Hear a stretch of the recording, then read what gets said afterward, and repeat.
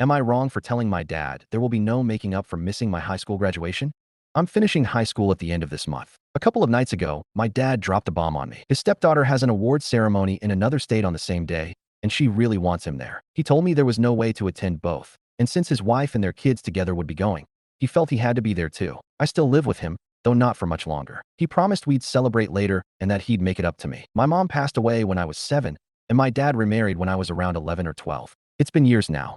His stepdaughter never knew her biological father, so my dad took on that role. And for the past 5 or 6 years, she's clearly been his priority. It's not always in obvious ways, but it's felt. The time we used to have as father and son disappeared, replaced with family time, where I had to include her. But he still made time for just her, calling it father-daughter bonding. When I brought it up, he said I hadn't put in enough effort to connect with her and that he wanted us all to be close instead of me just focusing on him. If my basketball games ever clashed with her dance recitals, he always chose hers, even when my game had been planned first. When we had family outings and the kids got to decide on activities, he always went with her choices, claiming they were the best for everyone. But he'd say afterward that it was all about making his little princess happy. When our refrigerator and shower broke at the same time, he used money from my birthday fund to cover the costs, and to make sure his stepdaughter still got the gift, she wanted some expensive Barbie playset and a fashion kit, which he said cost about $250. He hadn't saved up enough by the time my birthday came around. So instead of the monitor and keyboard he had promised, I got a $30 Steam gift card. When he told me he'd be missing my graduation to go support her,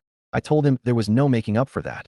And if that's the choice he was making, he could forget about being part of my life going forward. He insisted he'd make it up to me, but I told him I was done coming second to his little princess. I wasn't going to accept it anymore. I told him he had pushed me aside for the last time. He begged me to be reasonable, but I walked away. I invited both sets of my grandparents, and they were more than happy to come. His wife then told me I could have just come with them instead of skipping her daughter's ceremony. She said I didn't have to go to the event, but could still be there to support my sister.